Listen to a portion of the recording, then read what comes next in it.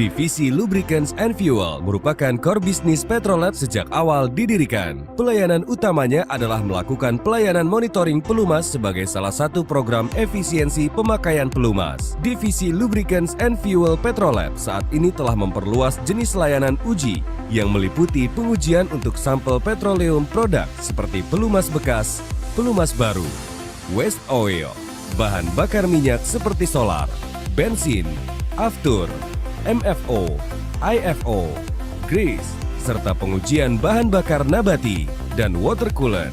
Untuk menjaga kualitas hasil uji, kami menerapkan panduan teknis dalam ISO 17025 dengan menggunakan peralatan terkalibrasi, internal quality control, serta mengikuti uji profisiensi yang diselenggarakan oleh Lemigas maupun uji profisiensi bahan bakar nabati atau BBN yang diselenggarakan oleh Direktorat Jenderal EBTKE Kementerian ESDM. Tim analis kami juga telah mendapatkan sertifikat kompetensi kerja laboratorium pengujian migas oleh BNSP yang didukung oleh tim technical support yang telah mendapatkan sertifikat ICML MLE 1 dan 2. Untuk memberikan pelayanan yang terdepan, Petrolab juga menerapkan ERP dan web report yang dapat diakses oleh customer kapan saja dan di mana saja.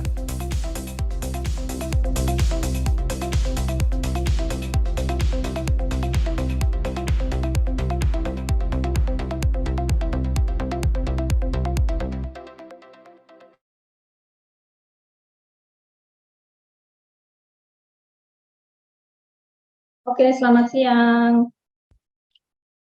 para peserta webinar semuanya. Bapak dan Ibu, terima kasih sudah bergabung. Sudah ada lumayan banyak nih ya, Pak, yang join di webinar kita hari ini. Oke, jadi kita mulai buka aja. Selamat siang para peserta webinar semuanya. Assalamualaikum warahmatullahi wabarakatuh. Salam sejahtera untuk kita semua. Om Swastiastu, Namo Buddhaya, salam kebajikan. Selamat bergabung dan senang sekali kami dapat hadir kembali membawakan IM Reliability Webinar di siang hari ini. Sudah ada cukup banyak yang join dengan kita siang hari ini. Ada Pak Alif Maulana, ada Pak Biron Rumangun, ada juga Pak Eka Saputra, kemudian ini saya nyari ibu-ibunya, ada nggak ya ini? Oh ini nih, mungkin pasti Ibu Lintang Raffi Apriliano ya, atau maaf kalau salah nih. Kemudian ada juga Pak Muhammad Sofyan, wah lumayan ya. Lalu ada Pak Suwardi juga. Oke, dan hari ini akan menjadi moderator untuk webinar kita. Jadi Bapak dan Ibu, webinar siang hari ini merupakan part kedua dari topik lubrication management. Jadi waktu itu kita sudah pernah mengadakan webinar lubrication management untuk part satunya. Kita membahas seputar lubrication management dengan pendekatan dari sisi standar ICML 55.1. Sedikit informasi dulu, introduction mengenai siapa kita. Jadi mengenai IM Reliability sendiri ini, kami adalah kapabilitas baru yang sedang dikembangkan oleh JSC Internasional, di mana saat ini kita memperluas produk dan solusi yang kami tawarkan ke industri untuk mendukung pencapaian reliability dan industrial asset management. Dan di siang hari ini kami berkolaborasi dengan PT Petrolab Services. PT Petrolab Services ini adalah laboratorium terakreditasi di Indonesia yang mensupport berbagai industri chemical analysis, monitoring, pengujian, dan konsultasi. Dan juga terselenggaranya webinar kita siang hari ini, terima kasih sekali sudah disupport oleh PT Berka Niaga Medica. PT BRK ini bergerak di bidang chemical instrumentation, mensupport berbagai instrumen, consumable untuk berbagai industri di Indonesia. Dan di webinar kita siang hari ini nanti, seluruh peserta akan mendapatkan e-certificate yang akan kita bagikan setelah webinar, mohon ditunggu sekitar 1 minggu. untuk prepare. Untuk e-sertifikat nanti akan dikirimkan ke email Bapak dan Ibu masing-masing. Dan juga jangan lewatkan juga bahwa nanti kita akan ada kuis juga yang bisa bisa Bapak dan Ibu bisa berpartisipasi dalam kuis dengan menjawab pertanyaan yang akan kami berikan selama acara berlangsung. Nah, di part 1 kemarin sudah ada beberapa pemenang. Kita sudah ada 5 orang yang berhasil menjawab pertanyaan yang kami berikan. Ada Pak Nafian Awaludin waktu itu, kemudian ada Bu Desya Ramadhanti, ada Ibu Luciana juga, ada Ibu Onki Elviana, dan ada Pak Tarwo Pakohin. Mudah-mudahan juga hadir juga di part 2 hari ini ya. Seperti itu, jadi nanti mohon menunggu setelah acara ini, setelah webinar hari ini, kami akan menghubungi Bapak dan Ibu untuk mengkonfirmasi alamat pengiriman hadiahnya. Dan juga yang tidak kalah penting, nanti juga kita akan ada door prize yang nggak tahu nih mau kita bagikan di mana. Jadi jangan kemana-mana selama webinar ini, tetap ikutin kami terus, karena kita nggak tahu nanti door prize-nya ada di mana ya, seperti itu. Nah, dan juga jangan lupa untuk follow sosial media.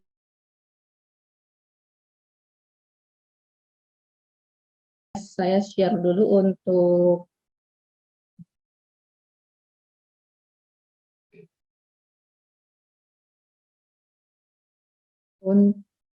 sosial media kami bisa di LinkedIn I Am Reliability, kemudian di Petrolab Service kita ada Instagram dan ada Facebook juga. Kemudian untuk BRK Niaga Medika ada di LinkedIn, di Instagram, dan ada juga di Facebook. Ya, untuk selanjutnya saya akan perkenalkan untuk tamu dan pembicara kita hari ini. Pembicara tamu kita ada Bapak Gilar Herliana Putra. Yang Pak Gilar, Siang, Mbak. Apa kabar Pak? Sehat? Alhamdulillah. Pak Gilar ini dia adalah technical support di PT Petrolab Services, sudah bergabung sejak 2014. Kemudian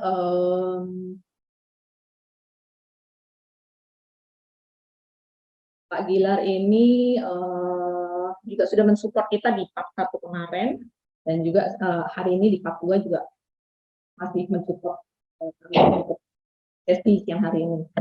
Pak Gilar ini merupakan alumni Teknik Mesin Institut Teknologi Bandung angkatan 2008, dan juga tersertifikasi untuk ICML Machinery Lubricant Analysis juga.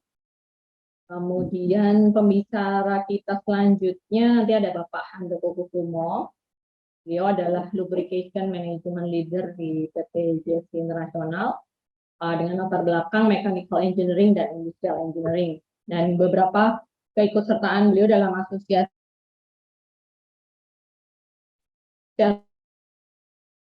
di 2019 sampai 2023, dan juga member Indonesian Lube Society, Masyarakat Pelumas Indonesia.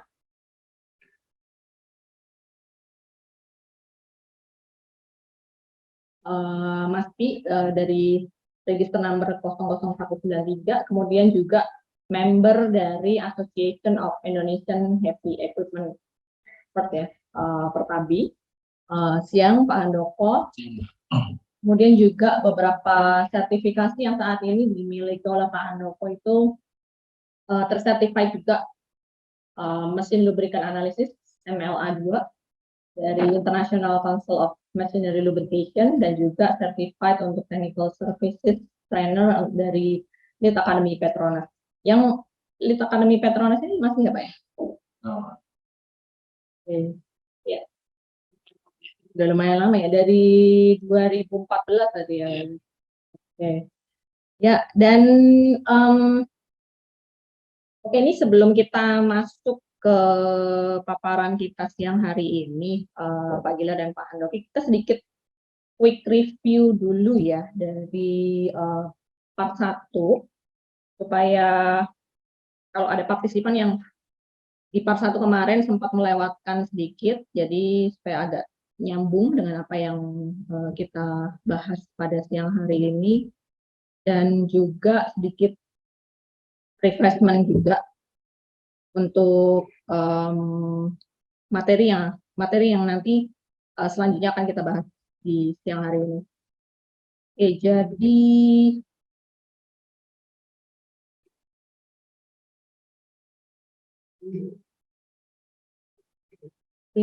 di part 1 kemarin kita sudah membahas mengenai, jadi kita sudah membahas tentang lubrikan. Kita ada membahas mengenai fungsi, kemudian ada base oil dan ada aditif juga. Kemudian kita sudah membahas mengenai ICML 55.1 approach, dan juga kita membahas basic step dari lubrication management. Kemudian kita sudah membahas juga tentang lubrication management plan, dan juga di mana best practice tentang lubrication management ini dari sisi software, dari sisi selection, dari storage, handling, dan aplikasinya, kemudian contamination control, kemudian lubrikan analisisnya juga. Dan juga kita kemarin sudah membahas mengenai lubrikan analisis dari sisi objektifnya apa, kemudian common test yang digunakan seperti itu. Nah, ini kemarin kita sempat ada beberapa pertanyaan yang sempat belum terjawab. Jadi ini coba kita address untuk pertanyaan tersebut ya Pak ya. Jadi kemarin itu ada beberapa yang bertanya, oh ya, untuk informasi dulu, jadi selama webinar ini nanti, mikrofon akan kita mute. Apabila Bapak dan Ibu ada pertanyaan, silakan bisa menuliskannya di kolom question and answer. Nanti akan kita jawab pada saat sesi tanya jawab. Kita akan ada sesi tanya jawab itu. Jadi jangan khawatir Bapak dan Ibu kalau tidak terakomodir nanti pertanyaannya, kita ada sesinya sendiri. Nah, ini kemarin di part 1 ada beberapa, kita coba highlight beberapa pertanyaan yang muncul. Jadi, itu ada yang menanyakan seperti ini, Pak, tentang base oil dan aditif ya. Jadi dalam memilih right lubricant itu biasanya mengacu ke OEM terlebih dahulu. Nah, bagaimana pada kasus di mana gear oil itu menggunakan jenis engine oil padahal seharusnya berbeda karakteristik. Misalnya case yang di China brand misalnya. Nah, tindakan kita yang paling tepat tuh seperti apa? Mungkin bisa dari Pak Gilar dulu. Ada tanggapan Pak? Mungkin pertama ya, selain dari aditif package juga karakteristik di gear oil itu kan pastinya dari segi lubrication, dia itu boundary lubrication, maka dibutuhkan aditif anti-wear dan extra pressure yang lebih banyak. Tapi beberapa OEM juga ada yang memperbolehkan supaya di gearbox ataupun di panel drive itu menggunakan engine oil juga. Jadi kalau misalnya tidak ada referensi dari OEM, kita bisa memulai dari menghitung viscosity yang tepatnya dulu. Itu ada beberapa guidance, mungkin di luar ini kalau Bapak memerlukan, kita bisa kasih share referensi untuk menentukan viscosity-nya. Tetapi dari segi aditif, mungkin engine oil juga di situ terdapat anti-wear, tetapi mungkin dari kalau misalnya gear tersebut namanya operasi loadnya itu cukup besar, maka disarankan menggunakan gear oil tersebut. Tambahan Pak Handoko. Ya, tapi kurang lebih sama sih.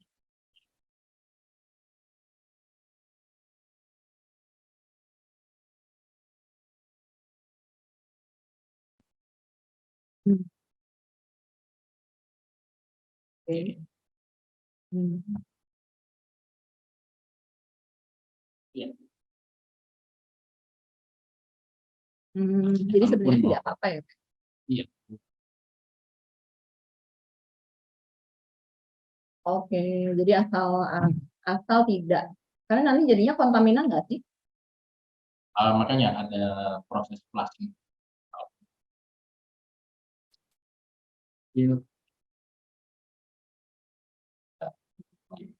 Oke, baik, baik, baik. Ya. Kemudian ada juga pertanyaan seperti ini, ketika membuat sebuah trending viscosity, berapa persen upper dan lower limit yang kita tentukan? Sebetulnya itu nanti untuk lebih detailnya ada kebetulan di materi part 2 ini Oh, membahas nanti ada ya. langsung itu ya. Jadi mungkin nanti saja sekalian. Oke, boleh. Lalu ada juga yang bertanya prosedur atau cara pengambilan oil yang ideal. Nah, itu juga Itu juga nanti ada ya. kan yang ada di nanti akan kita bahas. Jadi ini juga menjawab beberapa pertanyaan karena di part 1 kemarin itu sangat antusias sekali ya partisipan. Jadi ada beberapa pertanyaan yang kita karena keterbatasan waktu jadi belum sempat terjawab. Nah, ini nanti di part 2-nya itu kita akan ada pembahasan lebih lanjut mengenai pertanyaan-pertanyaan kemarin. Kemudian ada juga yang bertanya apakah kandungan zinc dapat dibaca dalam loop analisis untuk oil hidrolik? Ya, itu sebetulnya kan termasuk paket di elemental analisis ya, itu selain zinc juga metal lain itu bisa seperti itu. Kemudian apakah ada ketentuan dari Petrolab nih spesifiknya tentang Petrolab tentang pengambilan sampel oil engine 125 jam atau setengah dari sampling normal yaitu 250 jam. Ini kayaknya Ada juga kan? terkait Oil frekuensi. nanti ya. Oke, kemudian efek apa efek kontaminasi FAME dari biosolar B30 atau B35 ke dalam engine oil. Apakah bisa mengakibatkan karbon atau sludge atau karbon deposit?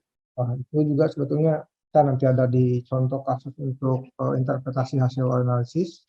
Tapi secara singkat mungkin ya sejauh ini memang kontaminasi FAME atau fatty acid methyl ester itu masih belum banyak referensi yang kita dapatkan, sehingga sejauh ini dari tren data yang sampel-sampel yang masuk ke kami itu kecenderungan masih dari segi wear metal tidak ada kenaikan, tetapi untuk deposit dan lain sebagainya kita belum dapat data yang cukup lah untuk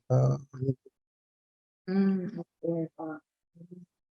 Ya, jadi nanti akan ada penjelasan lebih lanjut ya, Pak ya, mengenai beberapa pertanyaan itu. Oke, jadi Bapak dan Ibu itu tadi sedikit review mengenai part 1 dari topik lubrication management, dan nanti untuk part 2 hari ini kita akan mulai dengan pemaparan dari pertama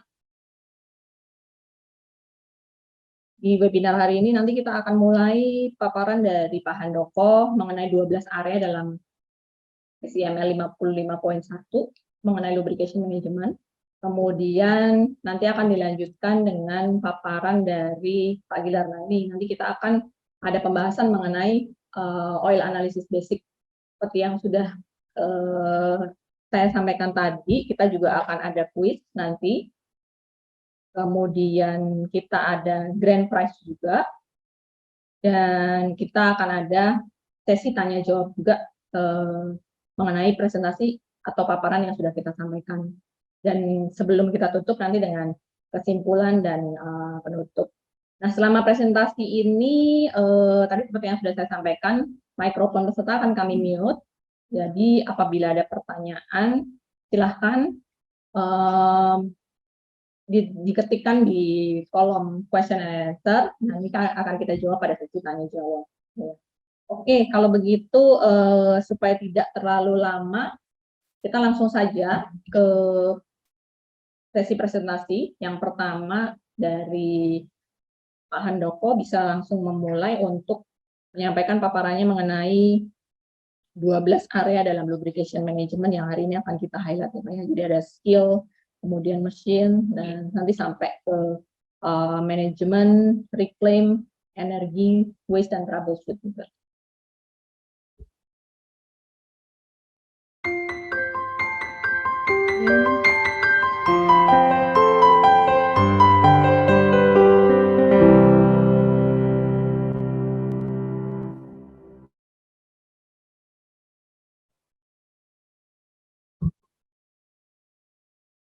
Oke, terima kasih Kak Rosidi. Selamat siang, Assalamualaikum warahmatullahi wabarakatuh. Jumpa lagi Bapak-Bapak dan Ibu. Ini saya melanjutkan.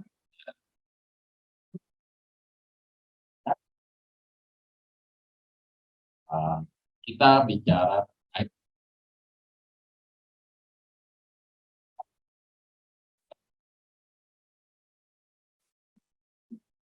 untuk webinar kita. Eh, Terlalu dalam dibahas. Saya akan coba eh, menjawab bila mana ada pertanyaan sedikit dalam sisi. Oke, di sini seperti yang kita tahu bahwa di ICML 551 Lubrication Management ada 12 area yang memang difokuskan. Mana satu ini skill terkait dengan job desk, training, dan kompetensi. Kemudian ada machine, nanti berbicara terkait dengan machine application dan condition monitoring readiness. Kemudian ada lubricant, ada lubrication, tool, inspection, lubricant analysis, troubleshoot, waste, energi, reclaim, dan terakhir di manajemen. Oke, saya mulai. Terkait dengan skill, job test skill, training, dan kompetensi elemen. Di sini kita bicara terkait dengan man atau orangnya. Ini memang sangat penting karena memang orang tersebut yang akan melakukan. Yang ada suksesnya dari tujuan ini adalah bisa melakukan pekerjaannya sesuai dengan apa yang sudah ditentukan. Jadi bicara sertifikasi, testing, dan kompeten itu sangat perlu. Seringkali bapak-bapak ya, kita perlu adanya sertifikasi. Bukan berarti kita tidak percaya, tapi bila mana orang yang baru kenal itu tentu tidak tahu tentang kita. Jadi biasanya mereka melihat sertifikasinya itu lebih kepada pengakuan, di mana bapak diakui, isinya melalui sertifikasi yang. Jadi sertifikasi ini bisa dilakukan di in-house training, bisa dari perusahaan tersebut atau dari timnya tersebut. Lebih luas lagi mungkin bisa pakai melalui asosiasi yang ada di Indonesia, dari MASPI ataupun dari BNSP, atau yang di internasional adalah ICML ataupun dari STL.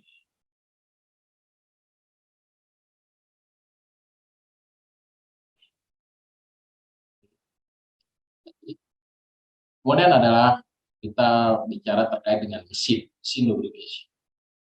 Ini adalah kompleks proses ya, karena kebutuhan dari mesin desain dan operation. Biasanya pada saat kita memilih pelumas, biasanya kita melihat dari viscosity-nya dulu atau kekentalannya dulu, bisa SPG ataupun SAEG.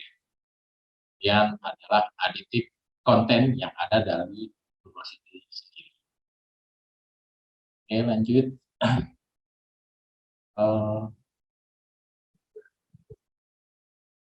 Kemudian ada conditioning monitoring readiness, di mana maintain sistem dan kontrol dari bidang tersebut.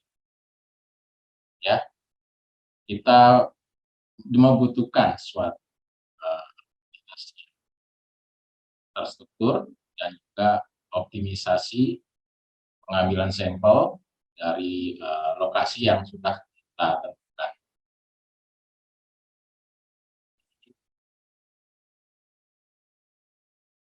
Kemudian kita bicara sistem desain. Nah, ini adalah pemilihan dari pelumas dan service periode dari penggunaan pelumas untuk optimalisasi ataupun bagaimana kita membalance antara kehandalannya dan juga cost ekonominya. Jadi conditioning monitoring ini dalam sedang dalam pemakaian ini bisa memberikan suatu informasi diagnostik dan bisa kita gunakan untuk bisa menilai bahwa pelumas ini masih dalam performanya atau memang sudah layak dengan.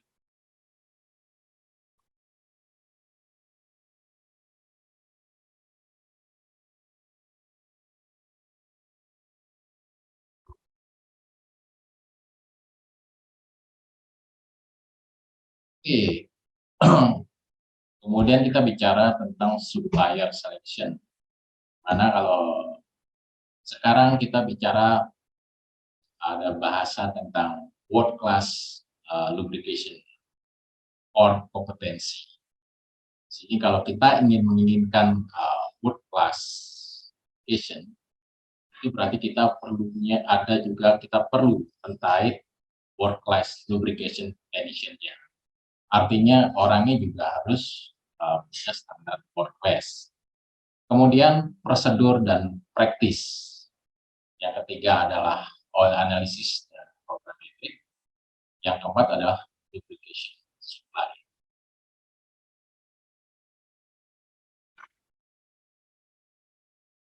Oke, kemudian kita bicara tentang ASE yang penting dan ini memang harus dilakukan karena keselamatan dan kesehatan dan lingkungan itu sangat perlu dan memang mandatori. Kita bisa merefer kepada ISO 45001 dan juga ISO 14001.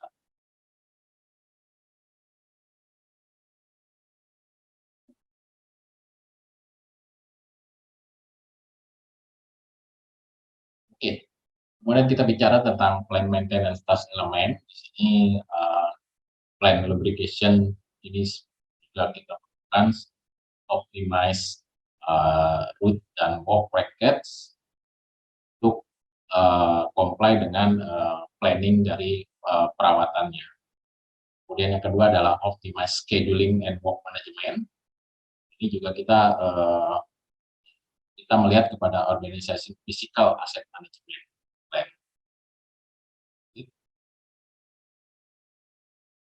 Oke, kemudian kita menuju kepada corrective maintenance task element objektif. Jadi hal-hal yang perlu kita perhatikan adalah preserve the reliability atau kehandalan dari mesin lubricant mesin. Kemudian preserve atau restore the integrity. Kemudian address the ingress of dust moisture untuk mencegah kerusakan dari komponen mesin. Kemudian adalah address in ingress, kita untuk coba mencegah adanya kontaminasi dari pelumas seperti filtrasi, dehydration, dan replacement dari pelumas tersebut. Terakhir adalah collect data, mengambil data dan informasi untuk melihat dari kondisi dari pelumas.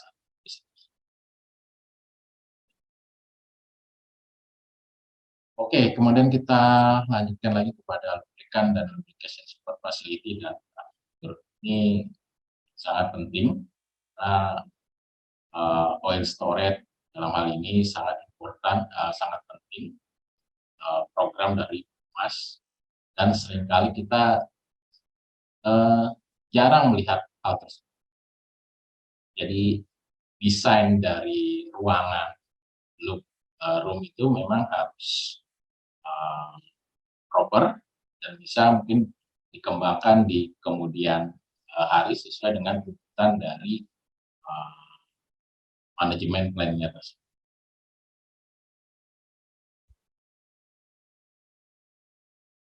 Seperti di sini ada beberapa gambar storage reference. Jadi bila mana dari bapak-bapak atau ibu suatu look room, di beberapa hal memang sebaiknya ada alat-alat ataupun tools.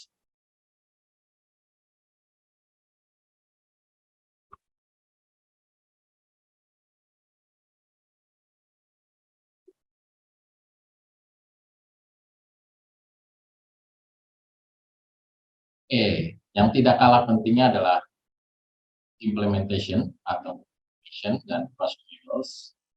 Jadi seringkali beberapa kondisi itu diharapkan kita bisa membuat suatu automation dari pelumasan. Jadi di mana mesin itu bekerja tidak bisa coba stop, kita bisa lakukan pelumasan itu secara automation. Yang tidak kalah pentingnya adalah lubrikan analisis. Nah, kalau misalnya kita ingin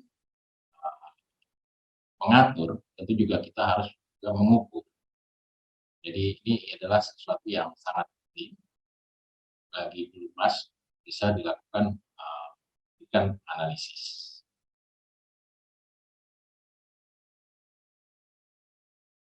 Yang kemudian ada troubleshoot, bicara tentang fault analysis. Di sini organization harus bisa mengimplementasikan, mendokumentasikan, dan juga memaintain proses dan prosedur bila mana terjadi atau kejadian yang memang insiden, near miss, ataupun yang tidak confirm dari pelumas tersebut. Kemudian ada troubleshooting, seperti yang tadi saya informasikan adalah pentingnya adalah documentation dari troubleshooting tersebut, dan predetermination dari manajemen involved, dan preservation adanya kejadian menilai penyebab tersebut. Yang terakhir adalah review dari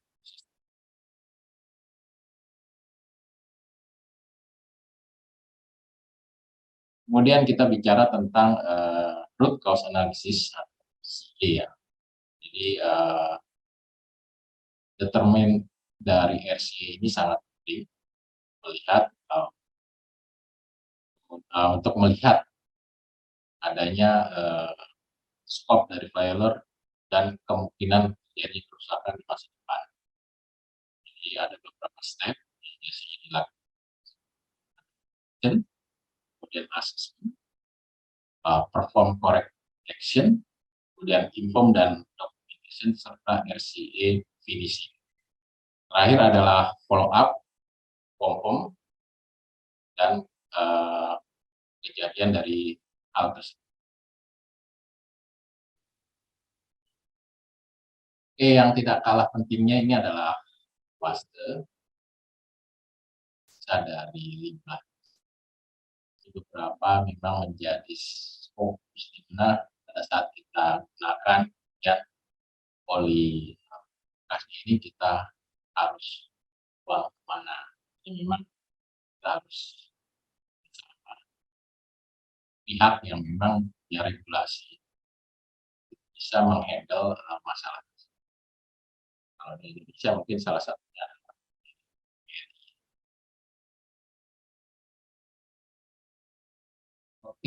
kita bicara dengan energy conservation, di mana sekarang ini banyak perusahaan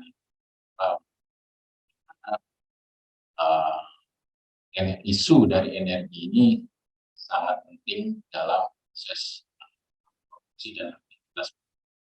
Jadi organisasi biasanya menggunakan ISO 5001 bisa melakukan atau bisa mengimplementasikan standar.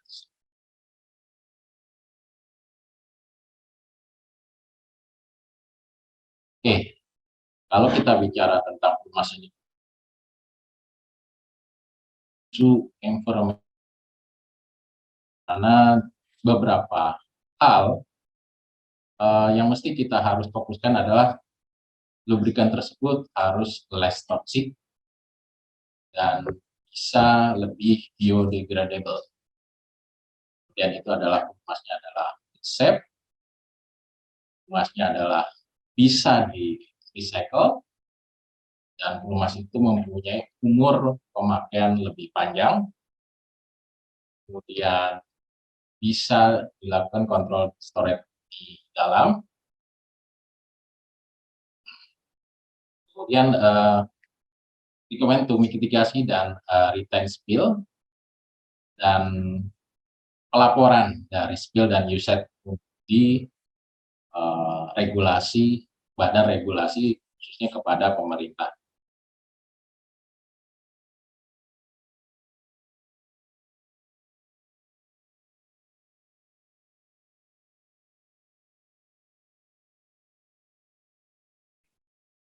Oke, kemudian kita bicara tentang oil reclamation, seperti yang tadi kita utarakan pada kita sebisa mungkin harus memakai clean lubricant dalam pemakaian pelumas. Jadi ada beberapa prosedur seperti fresh oil sebelum digunakan, itu kita akan coba lakukan pada aplikasi lubrication. Oke, kemudian oil sistem decontamination, mana pada saat kita akan ada flushing, baik dengan secara mekanikal atau secara chemical cleaning.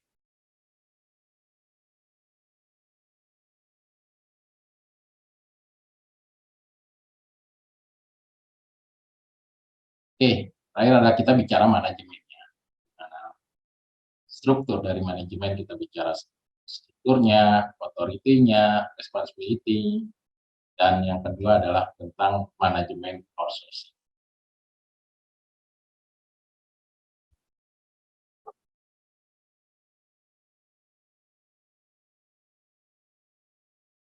Oke, kemudian adanya program dokumentasi, dan nomor 4 adalah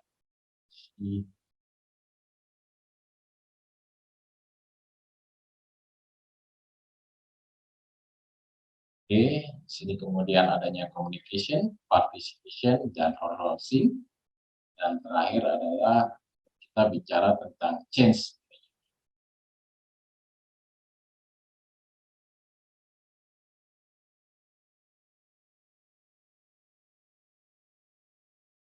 Oke, kalau kita bicara tentang metrik, ada di ICML 551, dia memperkenalkan namanya optimal lubrication effectiveness. Jadi seperti kayak kalau kita bicara di produksi ada EG, tapi kalau di lubrication kita namanya overall lubrication. Jadi di situ ada semacam urusan.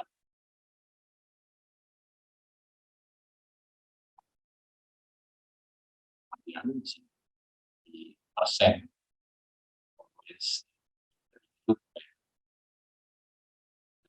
maintenance yang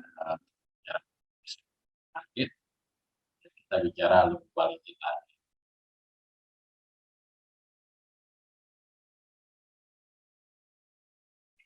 Oke, yang ke-8 ini terkait dengan improvement action.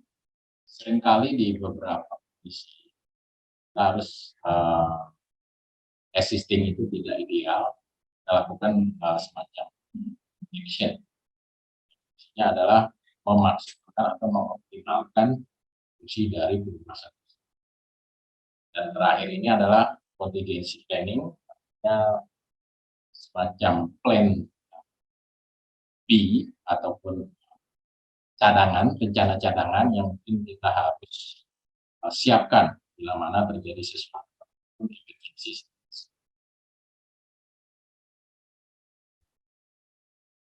Oke, kurang lebih seperti itu, di mana saya mengambil referensinya dari SML langsung, SML 41.